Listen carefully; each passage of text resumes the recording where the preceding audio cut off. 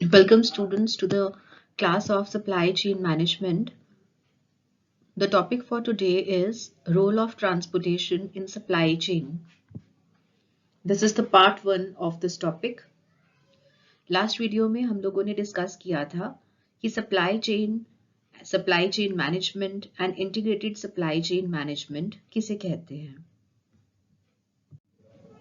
जिसमें हमने समझा था कि जब भी गुड्स को सप्लाई किया जाता है from the supplier end to the customer end, supplier के एंड से कस्टमर के एंड तक जब गुड्स को सप्लाई किया जाता है तो उसके बीच में इन्वॉल्व जितने भी पार्टीज इंस्टीट्यूशंस रहते हैं उन्हें आप सप्लाई चेन नेटवर्क बोलते हैं. फॉर एग्जाम्पल, जो सप्लायर है वो रॉ मटेरियल प्रोवाइड करता है टू द मैन्युफैक्चरर. मैन्युफैक्चरर आगे गुड्स को फिनिश करके, गुड्स को प्रोड्यूस करके सप्लाई करता है टू द होलसेलर और डिस्ट्रीब्यूटर आगे सेल करता है to the retailer and finally retailer customer तक उस प्रोडक्ट को पहुंचाता है. सो ये सब पार्टीज जो कि प्रोडक्ट को सप्लाई करने में इन्वॉल्व हैं, इसे आप सप्लाई चेन नेटवर्क कहते हैं. And what is supply chain management? इन सभी पार्टीज को आपस में कंसोलिडेट करना, कोऑर्डिनेट करना और सप्लाई चेन से रिलेटेड जितने भी फंक्शंस हैं उनको मैनेज करना is known as supply chain management. ये सब हमने डिस्कस किया था in the last video. So if we have a look at the elements of the total cost of supply chain, ये जो सप्लाई चेन है उसके तत्व क्या हैं, सप्लाई चेन की जो कॉस्ट है उसके तत्व क्या हैं, किन किन कॉस्ट से टोटल सप्लाई चेन बनती है. We have first of all raw material और इन्वेंट्री कॉस्ट. आप गुड्स को स्टॉक करते हैं, रॉ मटेरियल को स्टॉक करते हैं. रॉ मटेरियल की जो कॉस्ट है वो आपकी सप्लाई चेन की फर्स्ट एंड फॉरमोस्ट कॉस्ट बन जाती है. The second one is the transportation cost. Now what is transportation cost? Goods को एक जगह से दूसरे जगह तक पहुंचाने की जो कॉस्ट है that is known as transportation cost. देखिए, आप गुड्स प्रोड्यूस कर रहे हैं यहां पर, this is the production point. आप यहां पर गुड्स को प्रोड्यूस कर रहे हैं. मान लीजिए this is some place in Haryana. आप गुड्स को हरियाणा में प्रोड्यूस कर रहे हैं और आप गुड्स को सेल करना चाहते हैं at the various locations in India. मान लीजिए आप गुड्स को सेल करना चाहते हैं कुछ पंजाब के रीजन्स में, कुछ दिल्ली के रीजन्स में, कुछ एचपी के रीजन्स में सेल करना चाहते हैं, उत्तर प्रदेश के रीजन्स में सेल करना चाहते हैं, या फिर आप एक्सपोर्ट करना चाहते हैं. You want to export the goods, आप out of the country goods को बेचना चाहते हैं. So this is the production point. अब प्रोडक्शन पॉइंट से अगर आप इन अदर स्टेट्स में गुड्स को सेल करना चाहते हैं तो आप कैसे पहुंचाएंगे? आप पहुंचाएंगे ट्रांसपोर्टेशन के थ्रू. किससे पहुंचाएंगे? ट्रांसपोर्टेशन के थ्रू. ट्रक, एयरवेज, पाइपलाइंस, या फिर अगर आप एक्सपोर्ट करना चाहते हैं तो आप सी के थ्रू, ओशंस के थ्रू आप गुड्स को दूसरी जगह तक पहुंचाएंगे. सो गुड्स को एक जगह से दूसरे जगह तक ले जाने की जो कॉस्ट है, गुड्स की जो मूवमेंट करवाने की जो कॉस्ट है, that is known as transportation cost. Next comes the storage and warehousing cost. जरूरी तो नहीं कि आपका सामान, आपकी जो गुड्स हैं, अगर वो आज की डेट में प्रोड्यूस हुए हैं, मान लीजिए अगर वो प्रोड्यूस हुए हैं 14 जनवरी 2022 में, आपके गुड्स अगर प्रोड्यूस हुए हैं, this is the date of production. अब जरूरी तो नहीं कि आपके गुड्स आज प्रोड्यूस हुए हैं और आज की डेट में ही सेल हो जाएं. मान लीजिए कि आपकी मोस्टली जो सेल्स हैं वो होने वाली है ऑन 31 जनवरी 2022. अभी आपके गुड्स की डिमांड नहीं है, आने वाले कुछ दिन में आपके गुड्स की डिमांड होगी. सो ये जो बीच का पीरियड है इस पीरियड में आप अपने गुड्स को कहाँ स्टोर करेंगे? In the warehouse. यहाँ पर आपकी जो गुड्स हैं इस पीरियड के बीच में गोदाम में रहेंगी। कहाँ पर रहेंगी? आपकी जो गुड्स हैं वो गोदाम में रहेंगी। सो वेयर हाउस खरीदने का जो खर्चा है, खरीदने का या फिर उसको रेंट पर लेने का जो खर्चा है, दैट इज स्टोरेज और वेयर हाउसिंग कॉस्ट। ये आपकी दूसरी एक और कॉस्ट है जो कि सप्लाई चेन की टोटल कॉस्ट का एक पार्ट है। Next comes the packaging cost, the packing cost. Now what is packing cost? Goods को प्रॉपरली पैक करने की जो कॉस्ट है, दैट इज पैकिंग कॉस्ट। जब आप गुड्स को ट्रांसपोर्ट करते हैं एक जगह से दूसरी जगह पर, तो आपको उसको प्रॉपरली पैक करके ट्रांसपोर्ट करना होता है, मूव करना होता है, ताकि जो गुड्स हैं वो खराब ना हो जाएं, या फिर अगर ब्रेकेबल गुड्स हैं तो कहीं वो ब्रेक ना हो जाएं। ऐसी कॉस्ट्स को आप कहते हैं packing costs. And the last one is the order processing cost. Supplier customer से आपको ऑर्डर मिला, उस ऑर्डर को पूरा करने की जो कॉस्ट है, आप ऑर्डर रिसीव करेंगे। ऑर्डर रिसीव करने के बाद आप जितने भी फेजेस से गुजरेंगे, ऑर्डर को जो पूरा करने की कॉस्ट है, that is known as order processing cost. So these are the various elements of the total cost of supply chain. अब हमारा टॉपिक है ट्रांसपोर्टेशन से रिलेटेड। हमारा आज का टॉपिक है ट्रांसपोर्टेशन से related.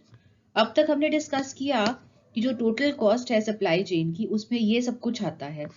All these things comes under the total cost of supply chain. इन सब से सप्लाई चेन की टोटल कॉस्ट डिटरमिन की जा सकती है। आप इन सबको ऐड कर दीजिए।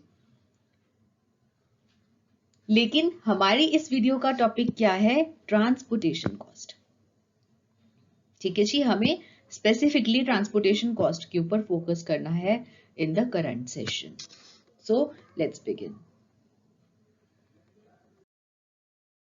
सो ट्रांसपोर्टेशन कॉस्ट समझने से पहले हमें ये जानना है कि ट्रांसपोर्टेशन है क्या। What is transportation? आप गुड्स को जब मूव करते हैं from one location to another, goods को एक लोकेशन से दूसरी लोकेशन तक पहुंचाना, गुड्स की जो मूवमेंट है उसे आप ट्रांसपोर्टेशन कहते हैं। अब लास्ट वीडियो में हम लोगों ने क्या डिस्कस किया था कि सप्लाई चेन नेटवर्क में पार्टीज कौन सी होती हैं। Parties in supply chain network क्या डिस्कस किया था हमने? That first of all we have the supplier, जो कि रॉ मटेरियल प्रोवाइड करता है टू द मैन्युफैक्चरर। मैन्युफैक्चरर इन रॉ मटेरियल से एक फिनिश्ड गुड बनाता है, प्रोडक्ट बनाता है, और उसे सेल करता है टू द डिस्ट्रीब्यूटर और होलसेलर। होलसेलर आगे इन फिनिश्ड गुड्स को सेल करता है to the retailer, and retailer finally इन्हें कस्टमर तक पहुंचाता है। अब ये जो गुड्स हैं ये मूव कैसे करेंगी? सप्लायर से मैन्युफैक्चरर तक कैसे पहुंचेंगी? क्या सप्लायर हाथ में उठा के लेकर आएगा मैन्युफैक्चरर के पास? क्या मैन्युफैक्चरर डिस्ट्रीब्यूटर को गुड्स देगा? क्या हाथ में उठा कर देगा? नो। ऑब्वियसली हमें ट्रांसपोर्टेशन का एक माध्यम चाहिए। तो जब गुड्स मूव करती हैं फ्रॉम द सप्लायर एंड, यहां से लेकर यहां तक जब गुड्स मूव करती हैं, गुड्स की जो मूवमेंट होती है एक जगह से दूसरी जगह तक, उसे आप कहते हैं ट्रांसपोर्टेशन। अब जो ट्रांसपोर्टेशन कॉस्ट है, that constitutes the largest portion of a company supply chain. हमने सप्लाई चेन कॉस्ट के different different parts, different elements करे, जिसमें हमने डिस्कस किया कि सप्लाई चेन कॉस्ट में आपकी रॉ मटेरियल कॉस्ट आती है, आपकी ट्रांसपोर्टेशन कॉस्ट आती है, then comes your packing cost and storage and warehousing cost and order processing cost. इन सब एलिमेंट्स में से जो ट्रांसपोर्टेशन की कॉस्ट है वो कंपनी की सप्लाई चेन कॉस्ट का सबसे बड़ा हिस्सा है। ट्रांसपोर्टेशन के ऊपर बहुत हैवी खर्चा होता है। आप गुड्स को मूव करना चाहते हैं जब, तो उसके ऊपर काफी heavy amount of expenditure company को एक्सपेंड करना पड़ता है। लेकिन अगर ट्रांसपोर्टेशन ना हो तो क्या आप नई मार्केट्स में घुस सकते हैं? क्या आप नई मार्केट में पेनिट्रेट कर सकते हैं? What do you mean by penetration? Penetration का मतलब है एंटर करना, घुसना। तो अगर आप नई मार्केट्स में घुसना चाहते हैं, नई मार्केट्स में एंटर करना चाहते हैं, तो वो कैसे पॉसिबल है? ट्रांसपोर्टेशन के थ्रू पॉसिबल है। फॉर एग्जाम्पल,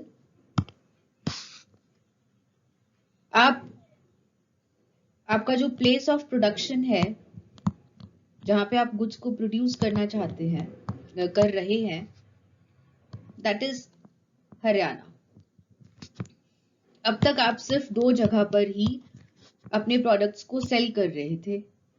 आप सिर्फ दिल्ली और यूपी में अपने गुड्स को सेल कर रहे थे। लेकिन अब आप और न्यू मार्केट्स में घुसना चाहते हैं। अब आप चाहते हैं कि आप एक्सपोर्ट भी करें, आप आउट ऑफ इंडिया गुड्स को सेल करें। अब आप एक्सपोर्ट करना चाहते हैं अपने गुड्स को, या फिर आप अपने गुड्स को ऑल ओवर इंडिया पहुंचाना चाहते हैं, ऑल ओवर इंडिया। आप न्यू मार्केट्स में घुसना चाहते हैं, तो कैसे पॉसिबल होगा? विदाउट ट्रांसपोर्टेशन ये पॉसिबल नहीं है कि आप न्यू मार्केट में एंटर कर पाए। अब जब हम ट्रांसपोर्टेशन की बात करते हैं, तो एफर्ट्स ये किए जाने चाहिए कि आप जो पर यूनिट ट्रांसपोर्टेशन कॉस्ट है उसको मिनिमाइज कर पाए। पर यूनिट ट्रांसपोर्टेशन कॉस्ट को मिनिमाइज कर। देखिए जी, पर यूनिट ट्रांसपोर्टेशन कॉस्ट कैसे निकलती है। आप टोटल ट्रांसपोर्टेशन कॉस्ट देखते हैं कि कितनी है। टोटल ट्रांसपोर्टेशन कॉस्ट, इसे आप डिवाइड करते हैं नंबर ऑफ यूनिट्स के साथ और आपके निकल के आ जाएगी पर यूनिट ट्रांसपोर्टेशन कॉस्ट। मान लीजिए टोटल ट्रांसपोर्टेशन कॉस्ट है 10,000 रुपीज और आप नंबर ऑफ यूनिट्स जो है जो ट्रांसपोर्ट कर रहे हैं दैट इज 1000 यूनिट्स आप ट्रांसपोर्ट कर रहे हैं। So your per unit transport cost comes out to ₹10 per unit. अब ये जो 10 पर यूनिट है ये आपकी टोटल प्रोडक्ट की कॉस्ट में जाकर ऐड हो जाएगा। मान लीजिए कि आपकी जो प्रोडक्ट की कॉस्ट है, प्रोडक्ट कॉस्ट, ट्रांसपोर्टेशन कॉस्ट से पहले प्रोडक्ट कॉस्ट थी आपकी ₹50। इसमें आप transportation cost per unit add कर देंगे ₹10। सो इस तरह से आपकी जो प्रोडक्ट की कॉस्ट है वो बढ़ जाएगी ₹10 से, एंड जो प्रोडक्ट की कॉस्ट निकल के आएगी दैट इज ₹60। तो जब भी हम ट्रांसपोर्टेशन कॉस्ट की बात करते हैं तो हमारा एफर्ट यही होना चाहिए कि हम जो टोटल जो पर यूनिट कॉस्ट है उसको रिड्यूस कर पाए, उसको कम कर पाए। ठीक है जी। Now let's discuss the elements of transportation cost. हमें ये समझ में आ गया कि ट्रांसपोर्टेशन क्या है। जब गुड्स मूव करते हैं एक जगह से दूसरी जगह पर तो उसे आप ट्रांसपोर्टेशन कहते हैं। और ट्रांसपोर्टेशन कॉस्ट क्या है? गुड्स की मूवमेंट करने में जो आपकी लागत लगती है, जो कॉस्ट लगती है, that is known as transportation cost. अब ट्रांसपोर्टेशन कॉस्ट किन किन चीजों से बनती है? ऐसे कौन से तत्व हैं, ऐसे कौन से एलिमेंट्स हैं जिनसे कि ट्रांसपोर्टेशन कॉस्ट बनती है?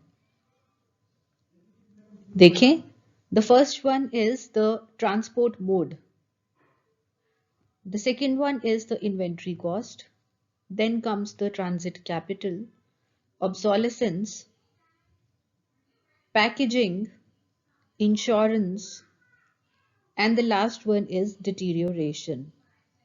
So there are in total 7 elements of transportation cost. Ma'am ये इतने हेवी से वर्ड्स कौन से हैं? हमें इनमें से एक भी समझ में नहीं आया कि ऑब्सोलेसेंस क्या है, ये डिटीरियोरेशन क्या है, ट्रांसपोर्ट मोड क्या है, ट्रांजिट कैपिटल क्या है, हमें नहीं समझ में आया ये क्या होता है। तो घबराएं नहीं, एक एक करके हम इन सब एलिमेंट्स को डिस्कस करने वाले हैं। So the first element is the transport mode. Now what is transport mode? देखिए ट्रांसपोर्ट मोड को आप कहते हैं परिवहन के साधन। परिवहन के साधन कि आप किन किन मोड्स के थ्रू, किन किन साधनों के थ्रू आप गुड्स को ट्रांसपोर्ट कर सकते हैं। हाँ जी, कैसे कर सकते हैं आप गुड्स को ट्रांसपोर्ट कैसे कर सकते हैं? आप एयरवेज के थ्रू गुड्स को ट्रांसपोर्ट कर सकते हैं, रोडवेज के थ्रू कर सकते हैं, रेलवेज, सीवेज, पाइपलाइंस, ये सब मोड्स हैं आपके ट्रांसपोर्टेशन के।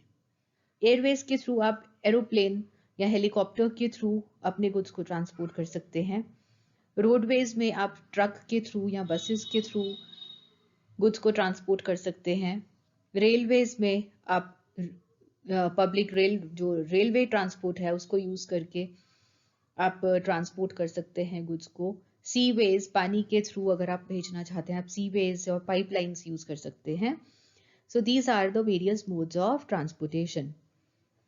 अब हम डिस्कस कर रहे हैं the elements of transportation cost, कि ट्रांसपोर्ट कॉस्ट का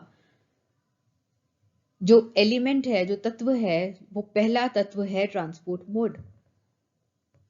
अब ट्रांसपोर्ट मोड का इफेक्ट ट्रांसपोर्टेशन कॉस्ट के ऊपर कैसे पड़ता है? आपको देखना पड़ेगा कि जो भी ट्रांसपोर्ट का साधन आप यूज कर रहे हैं उसका फ्रेट क्या है। What is the freight? Freight of that transport mode. Freight किसे कहते हैं? फ्रेट मतलब भाड़ा। आप जो रेंट पे कर रहे हैं, आप जो भाड़ा पे कर रहे हैं गुड्स को ट्रांसपोर्ट करने का, उसे आप फ्रेट कहते हैं।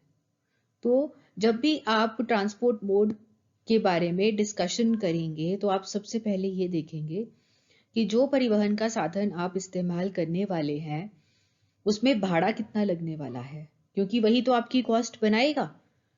भाड़े से ही तो आपकी ट्रांसपोर्टेशन कॉस्ट बनेगी। फ्रेट को आप टैरिफ भी कहते हैं। तो अगर देखा जाए तो जो एयरवेज हैं, अगर आप अपना सामान बाय एयर भेजते हैं तो आपका जो टैरिफ है वो सबसे ज्यादा पड़ेगा। सबसे ज्यादा टैरिफ पड़ेगा अगर आप, सबसे ज्यादा भाड़ा पड़ेगा अगर आप अपने गुड्स को एयरवेज के थ्रू ट्रांसपोर्ट करते हैं। उसके बाद अगर आप रोडवेज के थ्रू ट्रांसपोर्ट करते हैं तो थोड़ा कम भाड़ा पड़ेगा, रेलवेज के थ्रू उससे कम भाड़ा पड़ेगा। इस तरह से जब भी आप ट्रांसपोर्ट मोड को चूज करते हैं आपको देखना पड़ेगा कि आपको फ्रेट कितना पे करना है, उसी हिसाब से आप ट्रांसपोर्टेशन मोड को डिसाइड करते हैं। अब ये डिसाइड करना कि आपको कौन सा मोड यूज करना है, परिवहन का कौन सा साधन यूज करना है, ये आप कैसे डिसाइड करते हैं? क्या सिर्फ भाड़े के ऊपर ही डिपेंड करता है? क्या फ्रेट के ऊपर ही डिपेंड करता है कि आप कौन सा परिवहन का साधन इस्तेमाल कर रहे हैं? जी नहीं। और ऐसे बहुत सारे फैक्टर्स हैं जिनके ऊपर डिपेंड करता है कि आपको कौन सा साधन इस्तेमाल करना है। For example, nature of product के ऊपर डिपेंड करता है कि आपको कौन सा साधन इस्तेमाल करना है। प्रोडक्ट की प्रवृत्ति कैसी है? कुछ प्रोडक्ट्स ऐसे होते हैं जो कि जल्दी खराब हो जाते हैं, पेरिशेबल होते हैं, तो आपको उनको जल्दी से जल्दी उनके डेस्टिनेशन तक पहुंचाना होगा। ऐसे में आपको हो सकता है एयरवेज का इस्तेमाल करना पड़े। नेचर ऑफ प्रोडक्ट के ऊपर डिपेंड करता है सबसे पहले। और डिस्टेंस टू बी कवर्ड, भाई कितनी दूरी तय करनी है इसके ऊपर डिपेंड करता है।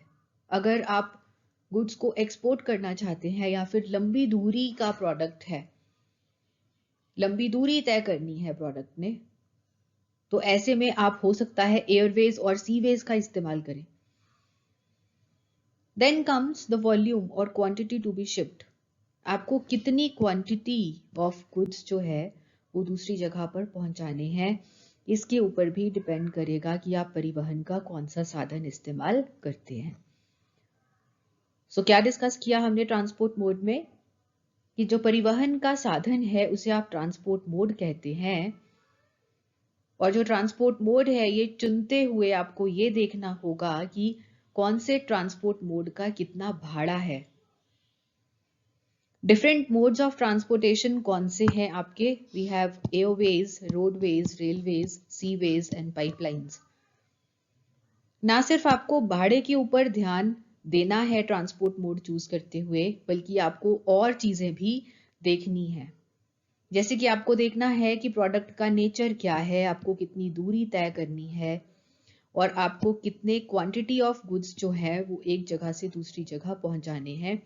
इसके ऊपर भी डिपेंड करेगा कि आप परिवहन का कौन सा साधन इस्तेमाल करते हैं। So this is our first element of transportation cost. Element of transportation cost is the inventory cost. जब आप गुड्स को अपने पास स्टॉक करके रखते हैं तो उसकी जो कॉस्ट है that is known as inventory cost. देखिए, जब आप गुड्स को अपने पास स्टॉक करके रखते हैं तो एक तरह से आपने अपना पैसा ब्लॉक कर रखा है। इन्वेंट्री में अपना पैसा आपने ब्लॉक कर रखा है, वो पैसा आप कहीं और इस्तेमाल नहीं कर रहे। इसीलिए जब आप गुड्स को स्टॉक करते हैं तो उसके साथ भी एक कॉस्ट जुड़ी होती है। वो कॉस्ट क्या है? उस पैसे को कहीं और इस्तेमाल ना करने की जो कीमत है that is known as inventory cost. अब अगर आप अपने क्लाइंट्स को, कस्टमर्स को अच्छी सर्विस प्रोवाइड करना चाहते हैं तो क्या जरूरी है? तो क्या जरूरी होता है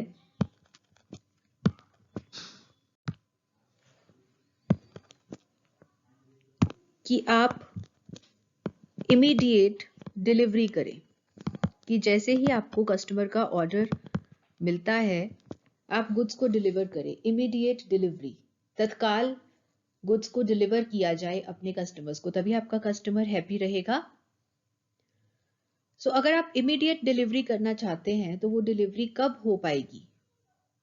जब आपके पास गुड्स का स्टॉक ऑलरेडी होगा। सो जहां पर आप अपने कस्टमर्स को हैप्पी रखना चाहते हैं, इमीडिएट डिलीवरी करना चाहते हैं, वहां पर आपको जो इन्वेंट्री है उसे ज्यादा रखना होगा। आपको स्टॉकिंग ज्यादा करनी होगी ताकि जैसे ही ऑर्डर आए आप वैसे ही गुड्स को डिलीवर कर सकें। लेकिन अगर आप इकोनॉमी चाहते हैं, अगर आप चाहते हैं कि आपको जो कॉस्ट्स हैं वो कम से कम पड़े, तो आपको अपने इन्वेंट्री को रखना होगा कम। सो ये कुछ फैक्टर्स हैं जो डिटरमिन करेंगे आपकी inventory cost.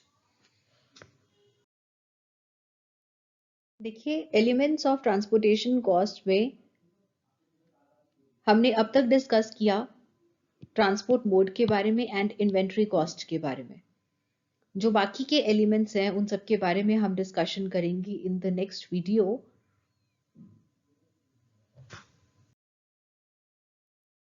Till then, keep learning and keep enjoying. Thank you. And don't forget to subscribe my channel.